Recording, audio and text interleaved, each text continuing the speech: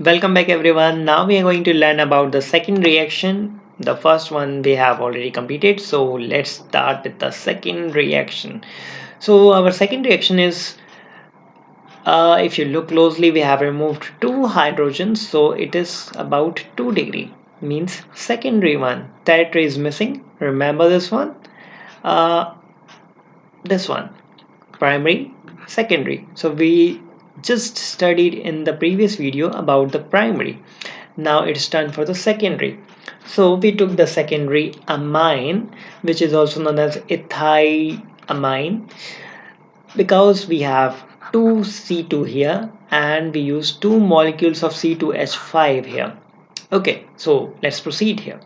So this is CS3, Ce double bond O, Cl. This is the acylation. So the word acylation is continuously repeated because of the chlorine that you can see, and we are also adding this one. Means I'm focusing on this one particularly. This will going to make it amide. So now let's proceed. Let's proceed for our reaction.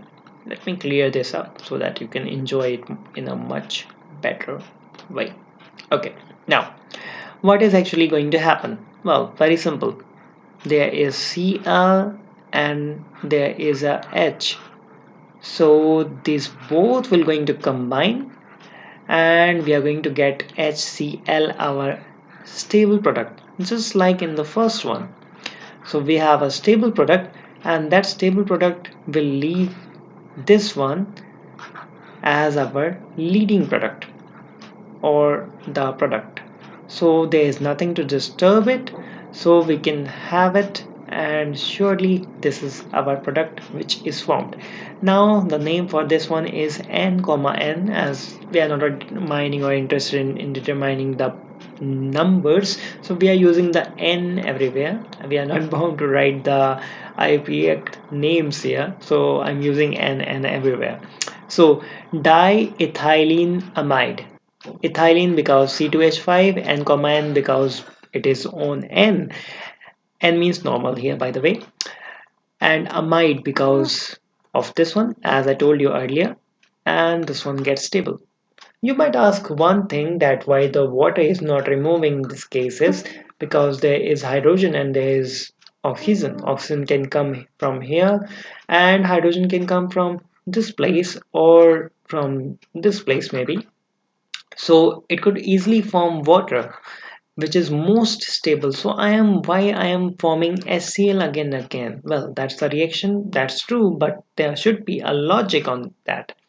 Well, there surely be the logic that I wish to tell you. So let's learn something crazier here.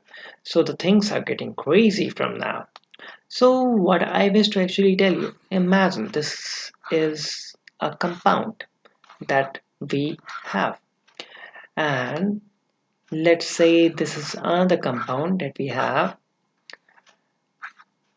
This is the central metal thing, and these are the things that comes in between, just like H, you can say it as CH3H type things. Okay, now what will happen when they both react, or so many of them react? Well, actually it's not even that simple.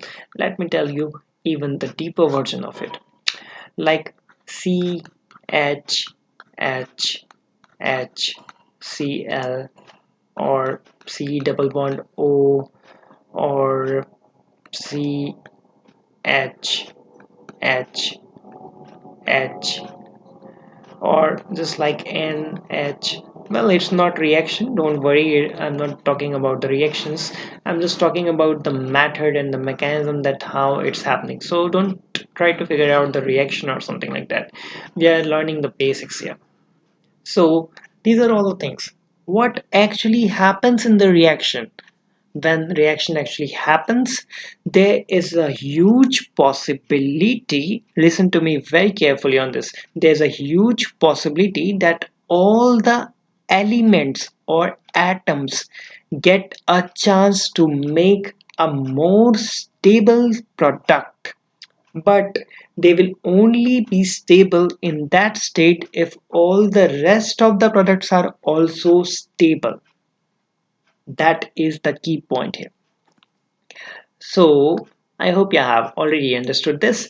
If we form water in this case, like if I formed S2O, as I'm considering there is enough hydrogen and oxygen, the remaining product is not stable.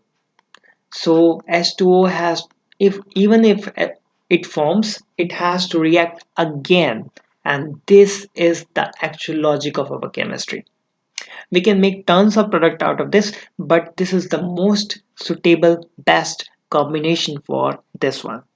So when HCl form, it will not going to disturb this product of n comma n diethylenamide, and that's why it formed.